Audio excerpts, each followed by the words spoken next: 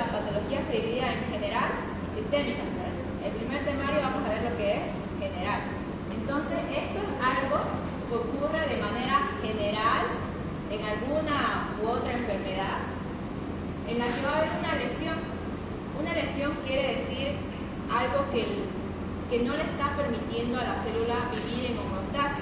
Ustedes saben que todo tiene que estar en equilibrio en el cuerpo. Entonces, cuando hay una lesión, la célula tiene que encontrar la manera de adaptarse. ¿Ya? Ahora, no para que le tengan miedo, sino para que vean más o menos cómo son los exámenes del doctor. Estas son dos preguntas a cada tema. Dice, son características de lesión celular reversible, las siguientes, excepto, y ya ustedes tienen que ver cuál es la que es contraria. Y otra, en la lesión celular el daño se traduce expresando los siguientes procesos bioquímicos, excepto, y esta es una pregunta de esas preguntas abiertas que yo les decía, ¿no? ¿Qué fenómenos caracterizan consistentemente la irreversibilidad? Si ustedes preverían, digamos, acá aparecía una pregunta que tengo que escribir algo, ¿cómo se ve la célula? Pero en realidad esta pregunta solo tiene dos respuestas, o sea, como inciso 1 y inciso 2. Y ustedes ponen eso y ya está bien.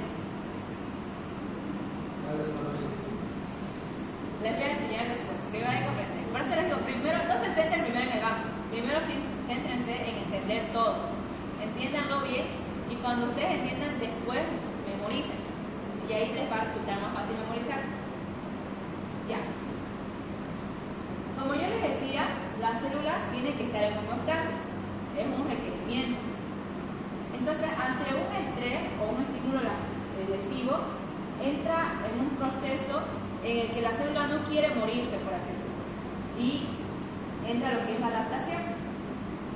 Cuando la célula no es capaz de adaptarse a esa lesión o a ese entorno que la está maltratando, va a ocurrir una lesión celular. Pero si este estímulo, por ejemplo,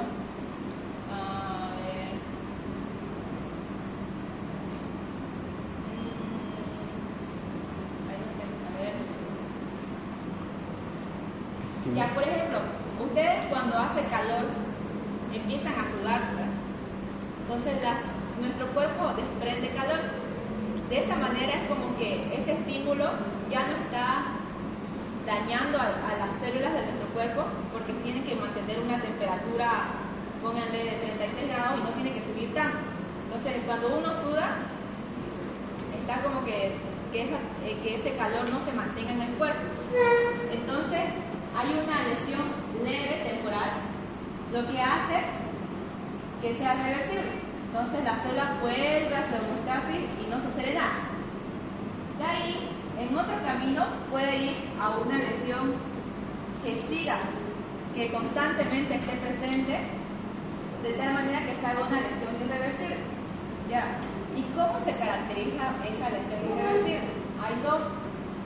Hay una incapacidad para revertir la función mitocondrial. Ustedes han avanzado la célula en primer año, ¿verdad? En histología, sus organelas, el aparato de Golgi, la mitocondria. ¿Y de qué se encarga la mitocondria?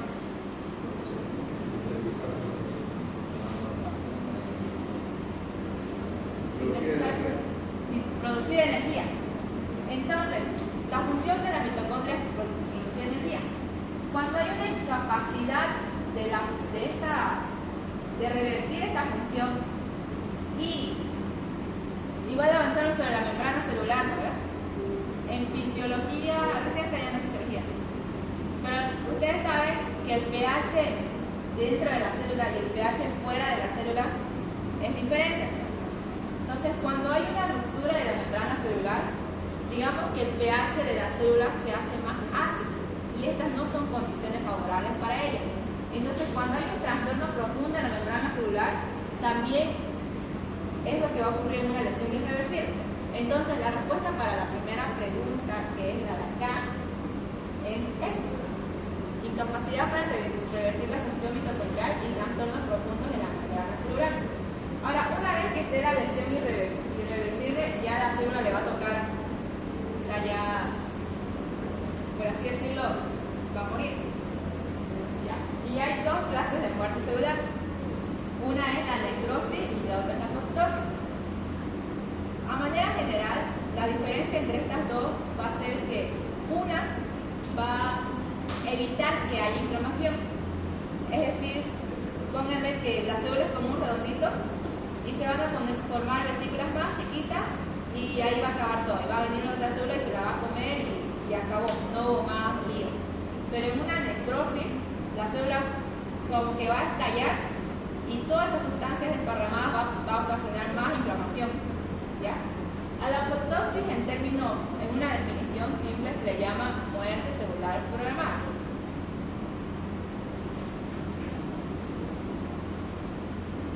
Ya. Y aquí un ejemplo con una patología de relaciones. Este es el corazón normal en un corte. ¿Cómo sería ese corte? Transversal. Ya. Este es el ventrículo izquierdo y este es el derecho. ¿Cómo saben que este es el ventrículo izquierdo? Por elevación. Por elevación. Ya. Lo que pasa en una lesión celular es que puede haber adaptación o puede terminar con una lesión irreversible. Cuando hay una adaptación, la célula se adapta a su nuevo entorno.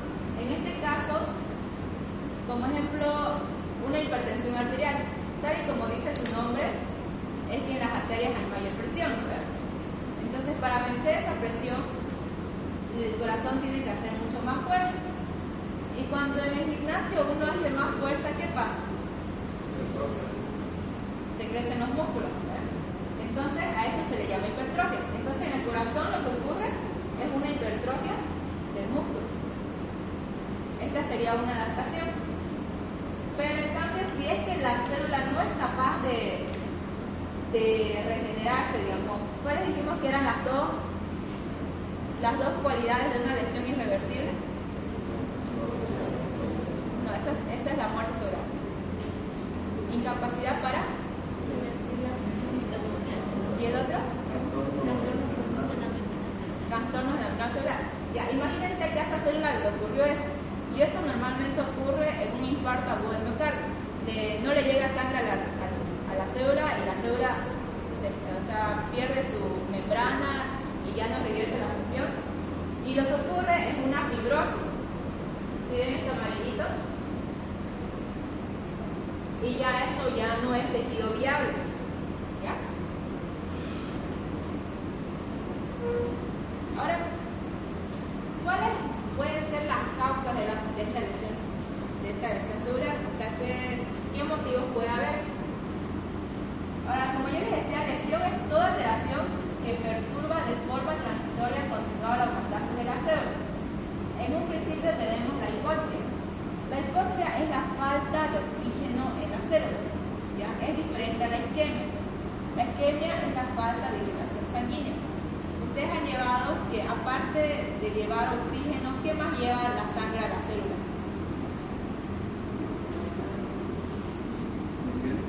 Bien. A ver, lleva glucosa, ya sin metabolizar, ya se lo van a ver en bioquímica. Y cuando hay una hipoxia, no hay oxígeno. ¿Y qué necesita la mitocondria para crear energía? Oxígeno. Porque si no hay oxígeno, se produce lo que es un metabolismo anaeróbico. ¿Ya? Entonces, esa es una lesión celular. Agentes físicos, ya ahí ustedes imagínense un cuchillo, cuando te cortas, cuando alguien lo asalta, o cuando te golpeas, te caes, es un agente físico. Sustancias químicas o fármacos. Lo que yo les decía, el alcohol etílico, en el caso de cirrosis hepática, el tetracloruro de carbono es una sustancia tóxica que impide que haya la función mitocondrial.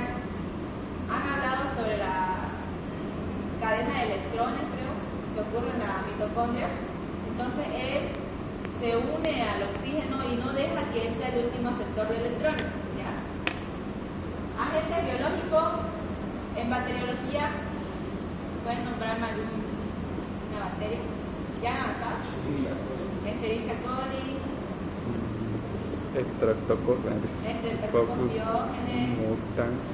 Todo eso se refiere a agentes biológicos. Todos los microorganismos que tanto pueden ser bacterias, virus, parásitos o hongos.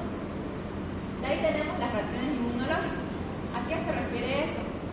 En enfermedades autoinmunes lo vamos a ver mejor, pero es cuando nuestra defensa, en vez de atacar a los que son los patógenos, los enemigos, nos atacan a nosotros mismos.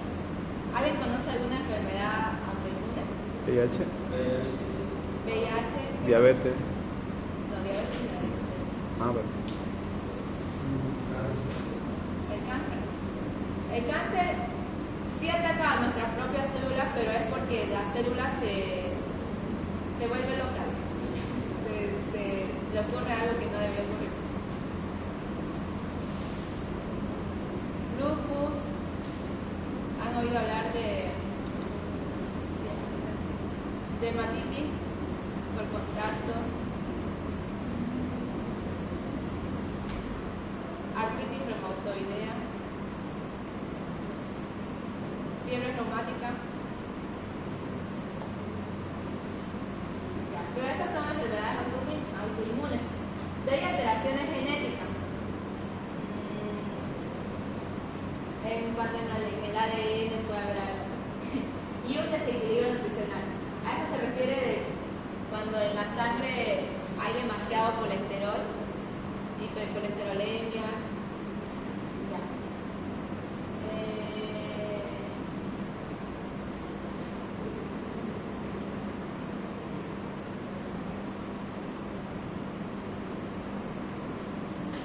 Ya. Estos son los sistemas vulnerables de la célula. ¿Qué quiere decir? Que son los componentes de las células que pueden sufrir daño por una lesión. Tenemos lo que yo les decía, la membrana celular. Bueno, eso ya ustedes saben, la membrana celular, las mitocondrias, el material genético que se encuentra dentro del núcleo, los ribosomas y el retículo endoplásmico. Ustedes ya conocen la función de cada uno de ellos. A ver, en histología llevar. Ahora, lo que me dice esto es que la lesión va a tener que ver, o cómo una célula va a responder a una lesión va a tener que ver con el tipo de célula que es. Por ejemplo, las células del tejido nervioso sufren daño con tan solo, no sé, 5 minutos de que no les llegue sangre, ya se mueren. En cambio, las células del tejido muscular pueden aguantar unos 2 minutos, bueno, puede aguantar más de media hora.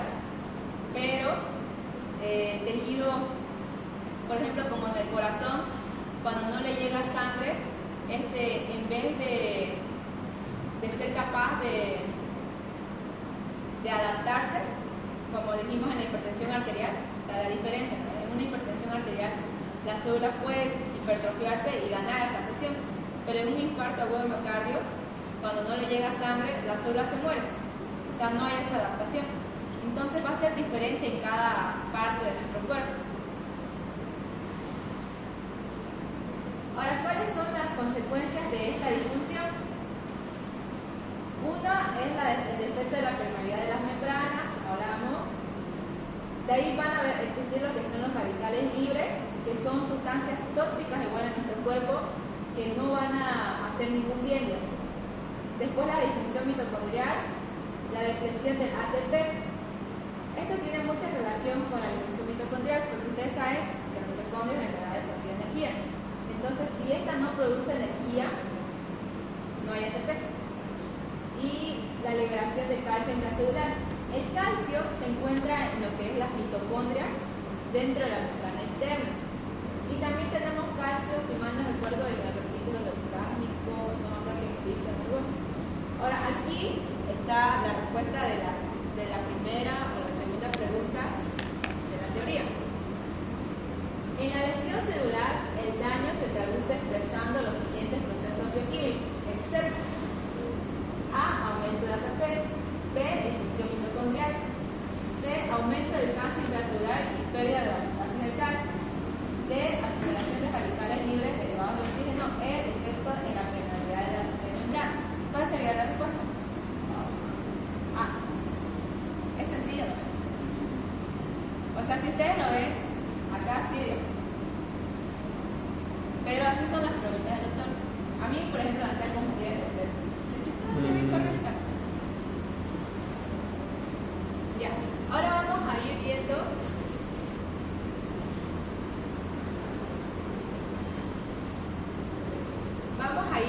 desarrollando cada subtítulo, o sea, cada uno de estos acá. En el primero tenemos lo que es la depresión del ATP. ¿Por qué se produce esta depresión? Bueno, ¿qué va a ocasionar? ¿Cuáles son las consecuencias de esta falta de ATP? Ustedes han oído hablar sobre la bomba sodio-potasio, ¿no? ¿Sí? Creo que sí.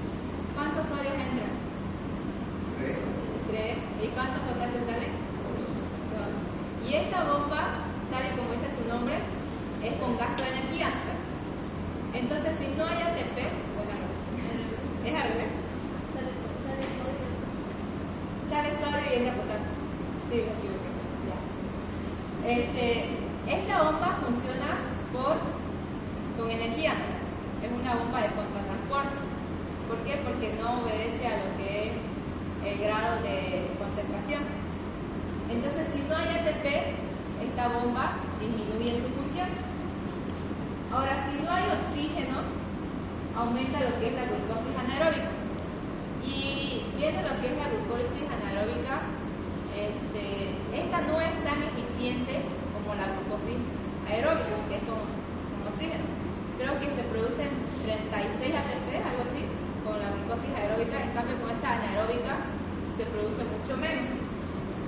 Ahora, también hay otra bomba que falla, que es la bomba de calcio, y también vamos a ver lo que son el desprendimiento de ribosomos del retículo endoplasmático rugoso. Estas son las consecuencias de la depresión del ATP, o sea, de la falta de energía. ¿Van conmigo? ¿Sí? Ya. Ahora, la lesión mitocondrial. ¿Qué es lo que me va a producir? Al haber una lesión, la membrana de la mitocondria se va a dañar, ¿ya? Y esta permeabilidad va a permitir la liberación de lo que es el citocromo C y las caspasas. Estas enzimas son importantes para lo que es la apoptosis, ¿ya? Es como que ellas se van a liberar y van a empezar a lo que es la muerte celular, ¿ya? Después tenemos lo que es la pérdida de la homeostasis del calcio. Cuando hay un aumento del calcio en la célula, algo que no es normal, se van a activar estas enzimas. Todo lo que termina en asa son enzimas proteasas. Es como una fosfolipasa, proteasa. Y si se dan cuenta, directamente ustedes relacionan fosfolipasa, significa que degrada fosfolípidos. Proteasa degrada proteínas. Endonucleasa degrada nucleótidos. Y ATPasa en el ATP. Entonces, cuando hay un aumento de calcio, va a activar estas enzimas. Normalmente las enzimas, lo van a ver en bioquímica, en nuestro cuerpo están almacenadas como de forma inactiva y siempre hay un proceso que las va a activar. Por ejemplo, han debido hablar sobre la tripsina, tal vez en histología, ¿no? Cuando está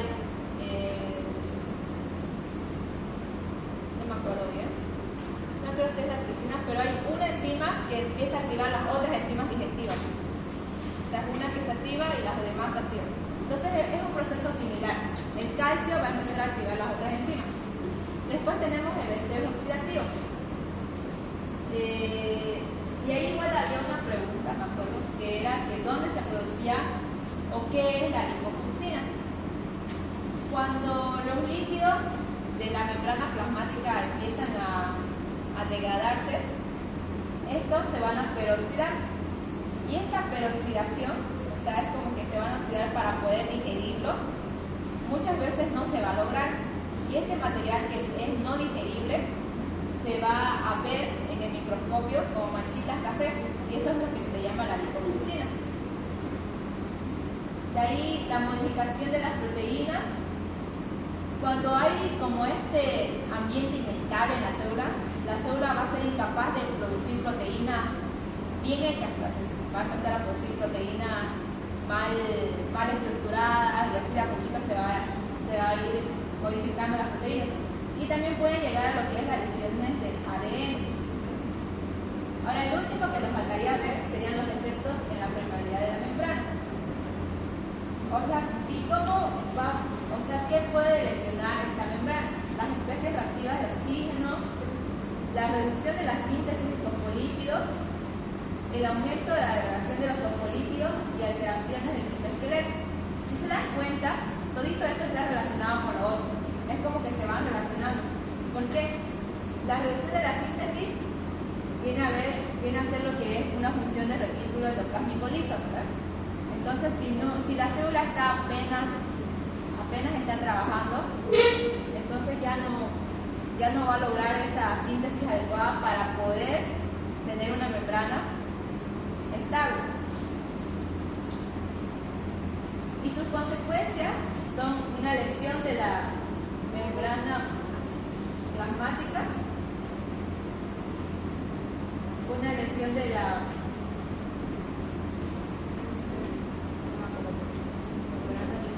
membrana mitocondrial, membrana plasmática y membrana del músculo liso, de la membrana de del lisosoma. Sí, ya.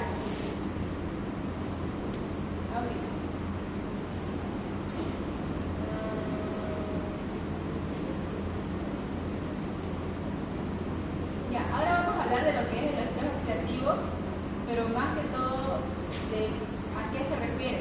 O sea, de este estrés oxidativo se le llama a las consecuencias que produce las especies reactivas de oxígeno, que también son llamadas radicales libres.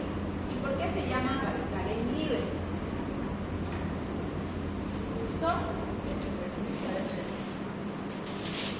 Los radicales libres son moléculas altamente reactivas que atacan los enlaces de proteínas de los tejidos, el ADN en los núcleos de la célula y los importantes ácidos grasos poliinsaturados que se encuentran en las membranas de la célula. A eso es lo que llamamos estrés oxidativo.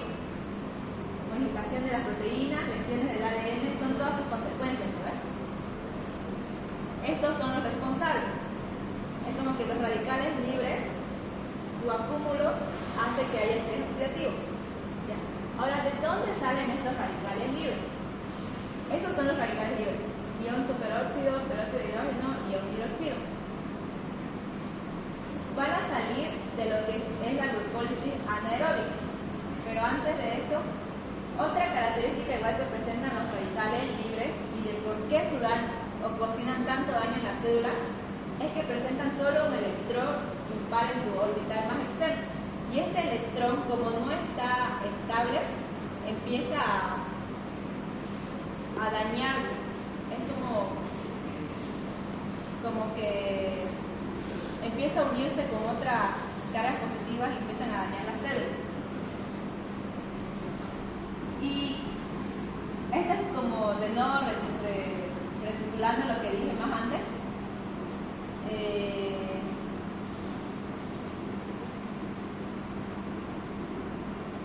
Estas son las especies reactivas de oxígeno y estas regularmente sí se producen en la célula, pero lo que pasa es que la célula tiene un mecanismo para poder deshacerse de estas. Las puede convertir en H2O o las puede hacer una descomposición de esta por esta enzima. Por ejemplo, ¿han escuchado hablar del paracetamol? Sí. Sí, ¿no? ¿Verdad? El paracetamol se dice que es un fármaco que cuando llega al hígado y se metaboliza, produce un metabolito tóxico. Ahora, en una persona normal, en una persona que tiene todas sus defensas al 100, este metabolito tóxico, por una enzima que no recuerdo cómo se llama, Acordate nomás. ¿Ah? Acordate nomás. ¿Cómo se llama la enzima? No me acuerdo. Pero la cuestión es que esta enzima hace que este metabolito tóxico ya no sea Tan tóxico. Ajá, ya no sea tóxico.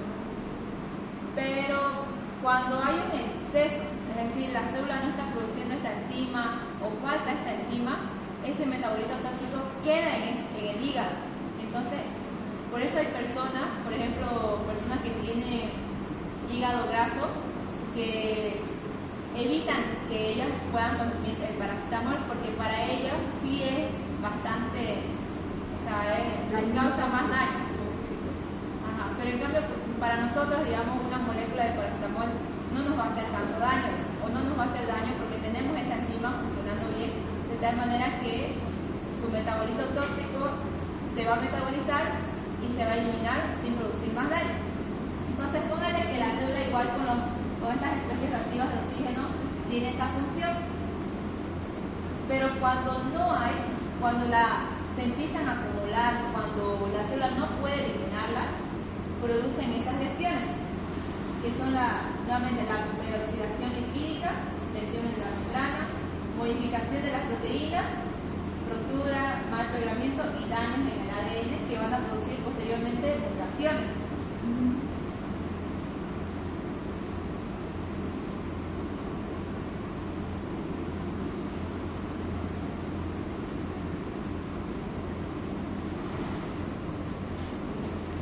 Bueno, chicos, vamos a avanzar hasta ahí. Ya son las 4:30. Está bien así como estoy avanzando. ¿Sí? Igualmente, este